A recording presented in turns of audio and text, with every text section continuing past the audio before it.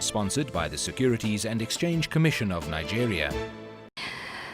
Hello and the warmest welcome. We're coming to you live from Abuja, Nigeria. It's Project 50, celebrating 50 years of financial markets regulation in Nigeria. It's an event celebrating the successes, particularly over the last 3 years of reforms, the reform agenda of the government of Nigeria that's seen a new Director General from the SEC come in bullishly to introduce better governing standards, a new governor for the central bank coming in to resolve issues around a troubled banking sector. And all of these paying dividends, because definitely we've seen a lot more investment flows into Nigeria, a lot more confidence in the Nigerian market. What we're doing now is having a conversation with regulators from the 3 largest economies in Africa, a representative from South Africa, from Kenya, and of course the Nigerians, giving us their views about the dynamism of Africa as an investment destination, particularly now that we're seeing sluggish growth in Europe, as we're seeing investors holding on to their assets internationally, looking for yield.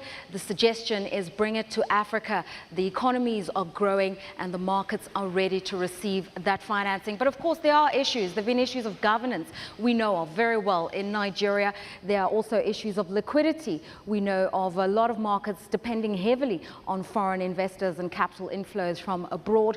We also know of the need to diversify product offerings. Investors are clamoring for this, saying give us more variety in the market. It's the regulator's job to do this, to introduce a better system of norms and standards, to introduce better monitoring mechanisms to protect investors' funds, to ensure that we really curb excessive risk-taking when people are doing business in Africa, and then to support an agenda for innovation. Let me introduce you to our panel. From my left to my right, we have Fola Daniel. He's the Commissioner of Insurance for the National Insurance Commission here in Nigeria. We're going to be finding out what insurers are doing to come up with products that are just going to entail and support the idea of people's savings. It's those unit trusts, those provident funds. We also have the renowned, I call him the global governor, having been recognized internationally, Nigeria's governor of the central bank, Sanusi Lamido Sanusi. He's been at the forefront, really, in the coalface of reforms in Nigeria. And he's going to tell us what they've done to really regulate and improve on standards here in Nigeria. The Director General of the Securities and Exchange Commission, Arunma Oteh, she's also here. She's had her work cut out for her in sorting out a lot of infractions in Nigeria's stock exchange, and almost 2 years on, getting a synopsis of the successes, the failures, the incumbent challenges. We also have Mr.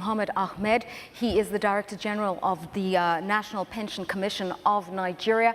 So far, they're invested over 47% in Nigerian securities. They're really the drivers of that kind of liquidity we're talking about here. Seated next to him is Muller. He's Head of Capital Markets at the Financial Services Board for South Africa. We know the JSE in South Africa regarded as probably the most illustrious, most well-capitalized bourse in Africa, but that doesn't mean South Africa's perfect in any way. And of course, Stella Kilonzo, last but certainly not least, she is also the head of Kenya's Capital Markets Authority, and she's slap bam in the middle of a very interesting process of demutualization and other reforms. So welcome to everybody. Thank you so much for being here. Let's start with you, Fola Daniel. What is NICOM doing to position insurance companies as key institutional investors? Like I said, you know, we heard earlier on Arunma Oteh speaking, and also the Minister of Trade saying it is important to build a savings culture in Africa. You come in as a solution. What are you offering? The insurance culture in Nigeria is not deep. Insurance industry in Nigeria has some perception that is not too robust, which is anchored on the past misbehavior of a few operators of the insurance industry. In 2007, the government decided to take a very bold move, asking for a new capital base for insurance operators. Capital requirement of insurance companies in Nigeria is the highest in the whole of Africa. At the time the capital base was put in place in 2007, you can say that it has no correlation really with the ongoing business. So if you like, in 2007, the capital base was futuristic. Now, the insurance industry are significant players in the capital market. Right. Out of 50 companies, over 30 are listed. The activities of NICOM is developmental with focus on carry insurance to the next level, developing insurance beyond the pedestal which we have now. And we have concentrated on looking beyond things that we know of. We are concentrating on the grassroots, trying to develop takafu, trying to develop agricultural insurance and micro-insurances. Because we believe that 60% of insurable interest or 70% are really outside the elite where we concentrate right now. So we are developing agricultural insurance beyond one company, micro-insurance and takafu, where we have a large interest. All right, we'll elaborate on that further. Governor Sanusi, you're world-renowned, you're well-known for your bullish sentiments on Nigeria and everything that you've done to really promote this as a viable investment destination. The most recent actions being lifting those restrictions on foreign ownership of fixed income assets so that investors can bring in their money and transact easily. Is it all paying off? Are we seeing those capital flows into Nigeria? The primary responsibility of the central bank is to provide stability. We don't really provide growth, but we do provide an environment in which investors feel safe to invest. We've got to provide price stability. We've got to give investors a sense of expectations on the exchange rate. And I think this is one of the issues that we've had these debates with the IMF over. People sitting outside would like to know that they're not going to lose all their money on exchange rate fluctuations. We've also got to provide financial stability. And so for us, as a regulator and as a monetary authority, we simply focus on that. Now, we have seen a lot of progress in terms of interest in Nigeria. We do think a lot is happening in Europe at the moment, obviously, and Europe has to get its house in order before investors begin to come in. Interest rates are now positive in real terms. There are still concerns about the exchange rate in the next week or two. I think people will begin to see what the stance will be for the next 12 months. We will come out and say what the stance is. I think people have started guessing already what it's going to be, and in the next week or two, it will be very apparent. Arunma Oteh, a lot that you've had to be responsible for. I mean, we know that spectacular crash of the Nigerian market because of infractions within the system. You've had to come up and do a wide cleanup of the system in general. Your reflections on the last 2 or so years that you've been in office? Well, first of all, as the Securities and Exchange Commission, we recognize the important role of the Nigerian capital markets to transforming our economy. We know that we must have funds that complement the banking sector, whether it be fixed income, whether it be investment in equities and companies. So for us, we must build a capital market that is the first port of call for any investor, whether they're local or whether they're international. And the starting point in building what we consider a world-class capital market at the SEC is one where investors feel that their assets are safe. And investors will feel that their assets are safe where the regulator takes issues of market integrity very seriously.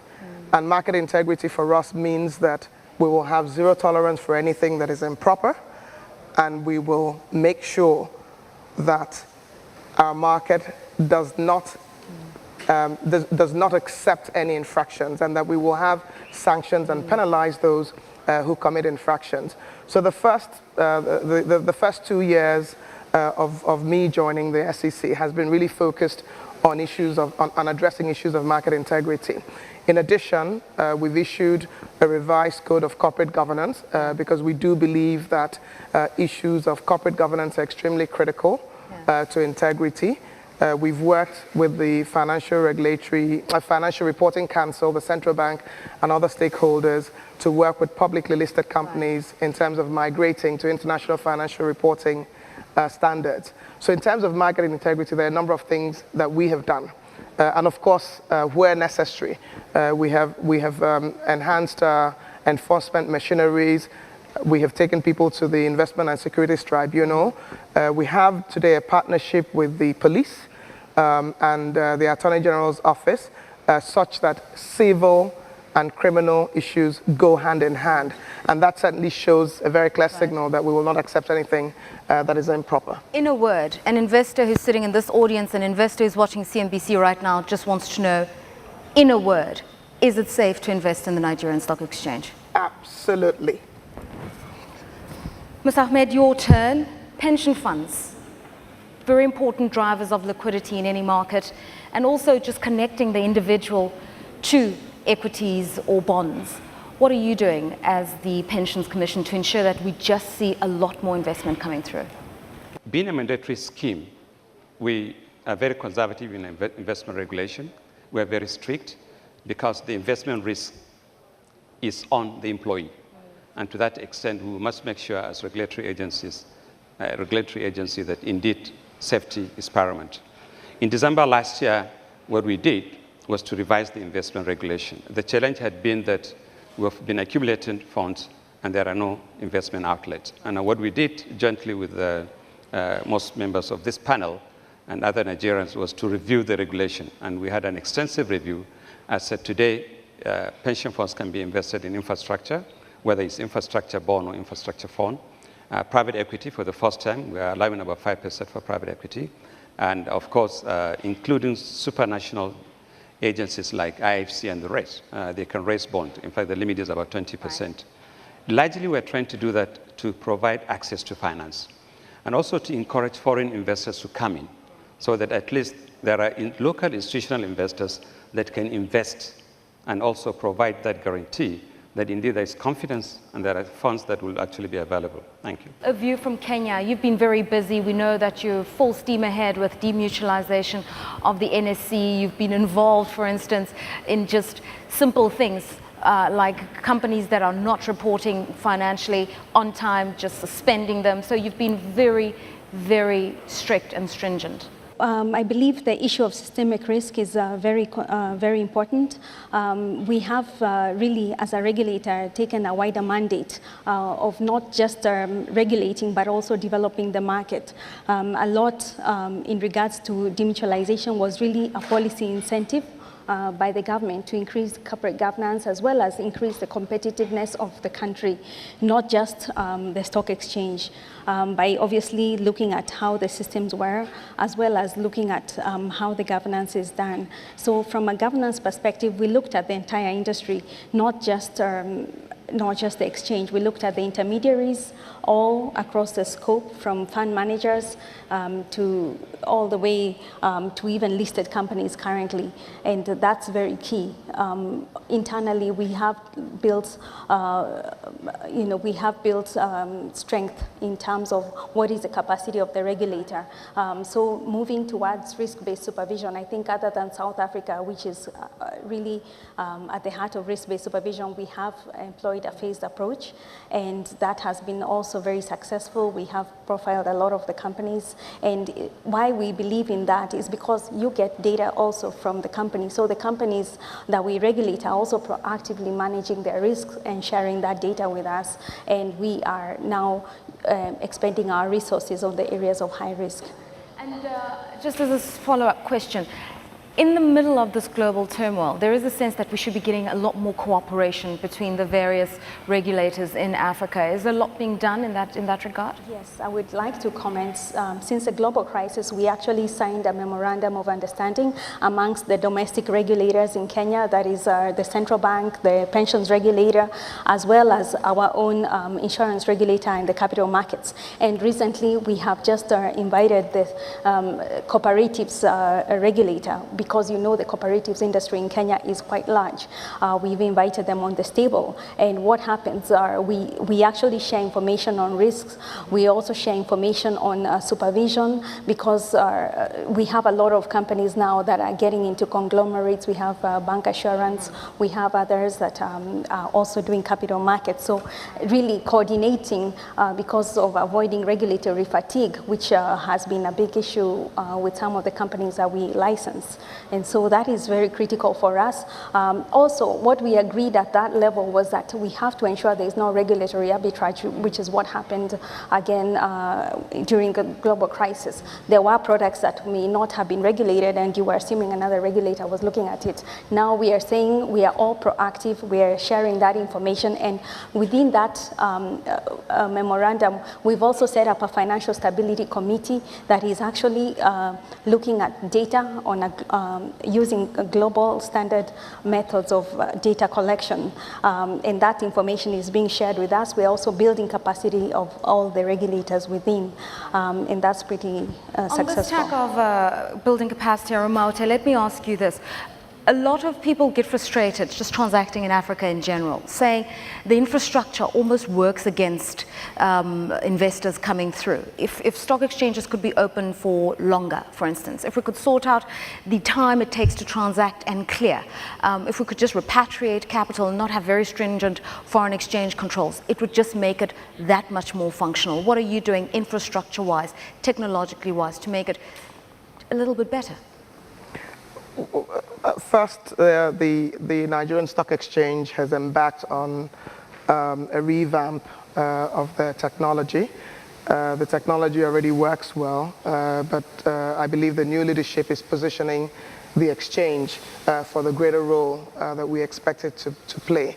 And what they've told us is that they expect by the end of the third quarter of this year, of next year, that they will have an upgraded technology platform, which really prepares it for this $1 trillion market capitalization mandate, several products mandate. In terms of the Securities and Exchange Commission, we believe very strongly that technology is key to transforming our markets, and we've also been embarking on a large ICT revamp.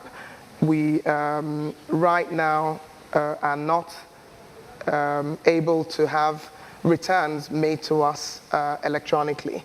But starting next year, we will have all returns from all of the parties that we regulate be made to us electronically. Right. And we think that that's clearly important, will increase efficiencies and certainly allow us to focus on the things that are more important in terms of analytics. All right, we continue on this tack. We're taking a short break.